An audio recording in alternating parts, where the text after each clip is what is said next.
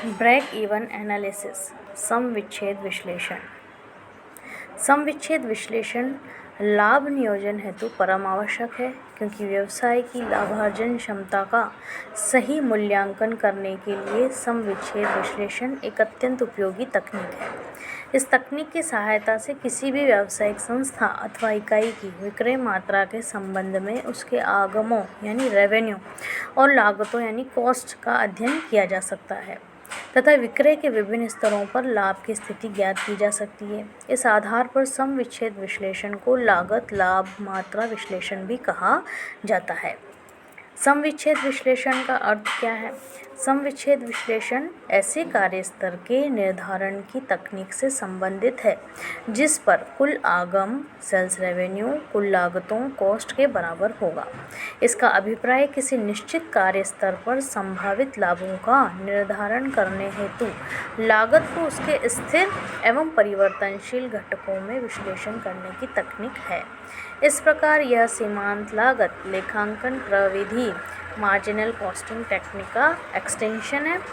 यह प्रविधि व्यावसायिक पूर्वानुमान एवं पूर्व कार्य निष्पत्ति पास्ट परफॉर्मेंस के परिणामों के मूल्यांकन हेतु एक उपयोगी आधार प्रदान करती है।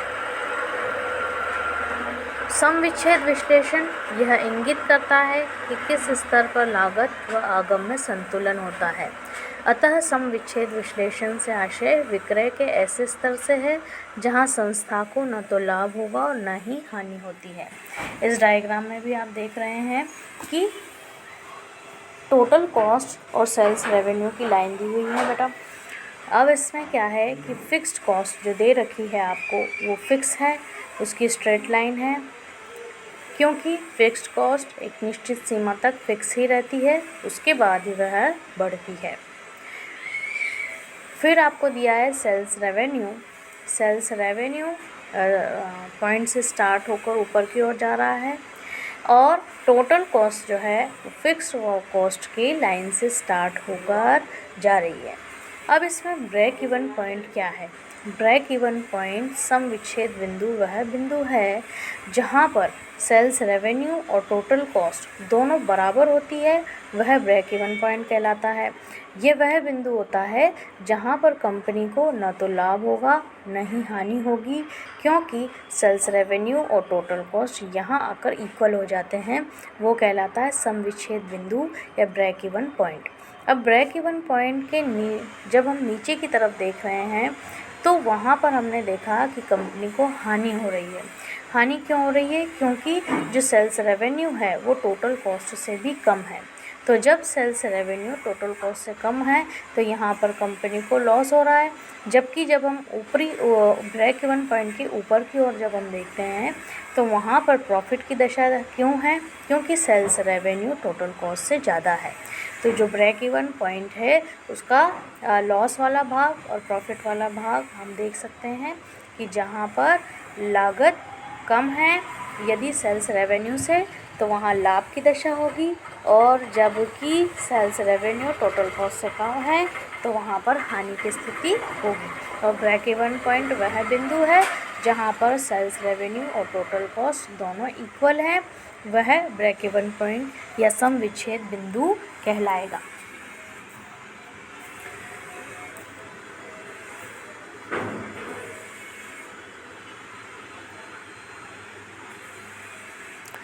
अब ब्रेक इवन पॉइंट के बारे में हम और देखते हैं। What is break-even point? Break-even point is a term in accounting that refers to the situation where a company's revenue and expenses were equal. जहाँ पर कंपनी की रेवेन्यू और एक्सपेंसेस इक्वल है वह ब्रेक इवन पॉइंट कहलाता है। अब it break even भी कह रहे हैं इसको, क्यों कह रहे हैं? क्योंकि यहाँ पर ना तो नेट प्रॉफिट है और ना ही नेट लॉस है।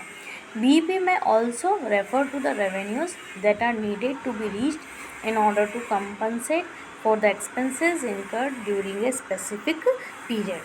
एक स्पेसिफिक पीरियड के लिए ये स्थिति हो सकती है जो क्या कहलाएगी? Break even point. जैसे कि एक कंपनी है ABC, एक लाख डॉलर उसका मैन्युफैक्चरिंग कॉस्ट आया है और रेवेन्यू जो है वो कितनी 1 लाख डॉलर ही है। तो इस स्थिति में कंपनी ने क्या प्राप्त कर लिया है, ब्रेक इवन पॉइंट, जिसका मतलब ये हुआ कि ना तो उस कंपनी को लॉस हो रहा है और ना ही उस कंपनी को कोई प्रॉफिट हो रहा है, वह बिंदु हुआ break even point. What is contribution margin in relation to break even point? Contribution क्या है? कुल विक्रय मूल्य और विक्रय की सीमांत लागत का अंतर क्या कहलाएगा? कंट्रीब्यूशन या ग्रॉस मार्जिन या सकल लाभ कहलाता है।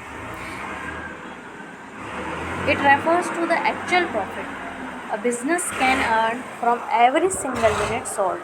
It is understood to be the product's price less the variable cost. Often experts say the contribution margin shows the real profit and not the revenue. How to calculate for break-even point? There are two ways to compute for the break-even point. One is based on units and second is based on rupees or dollar. Break-even point equals to fixed cost revenue per unit minus variable cost per unit. Break-even point sells in rupees or dollars. Fixed cost sales price per unit is multiplied by BEP in units. Factors that increase a company break-even point. Increase a customer sale. When there is an increase in customer sales, it means that there is higher demand. A company then needs to produce more of its products to meet this new demand, which in turn raises the BP in order to cover the extra expenses. Increase in production cost. The hard part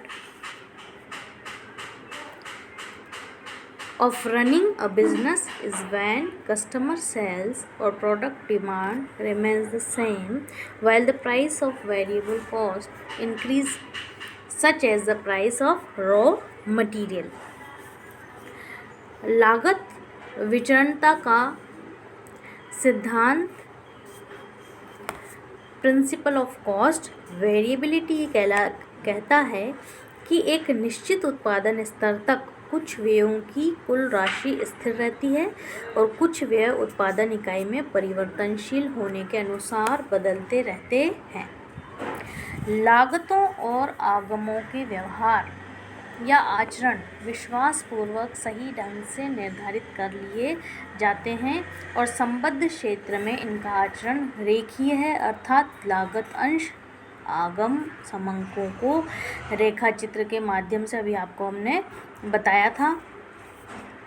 सभी लागतें उत्पादन, विक्रय एवं प्रशासन स्थायी तथा परिवर्तनशील दो भागों में वर्गीकृत की जा सकती है। अब how to reduce the break even point? Break even point को रिड्यूस कैसे किया जा सकता है? रेज प्रोडक्ट प्राइसेस, प्रोडक्ट की प्राइस को बढ़ा के। गो फॉर आउटसोर्सिंग, बाहर से कोई सोर्सेज कलेक्ट करके, जो कि आपकी बिजनेस में मदद कर सकता है, किसके लिए? प्रॉफिट को बढ़ाने में। इसके अलावा हम ये देखें कि जो ब्रेक इवन पॉइंट है वो एक निश्चित मात्रा के क्षेत्र तक स्थायी लागतों की कुल राशि एक समान रहती है और परिवर्तनशील लागतें मात्रा के अनुपात में परिवर्तित होती हैं। प्रत्येक विक्रय स्तर पर वस्तु का विक्रय मूल्य अपरिवर्तित रहता है, अर्थात बाजार में वस्तु की पूर्ति के घटने बढ़ने पर विक्रय मूल्य में कोई परिवर्तन नहीं होता है। लागत तत्वों के मूल्यों और सामग्री के मूल्य, श्रम की मजदूरी, भूमि के किराए आदि आदान के मूल्यों में कोई परिवर्तन नहीं होता है। कुशलता एवं उत्पादकता में कोई परिवर्तन नहीं होता है। संस्था में या तो मात्र एक ही वस्तु का उत्पादन तथा विक्रय होता है अथवा एक से अधिक वस्तुओं का उत्पादन एवं विक्रय होने पर यह मान लिया जाता है कि उनका विक्रय मिश्रण एक समान बनाए रखा जाएगा, अर्थात सभी वस्तुओं का विक्रय एक पूर्व निर्धारित अनुपात में किया जाएगा।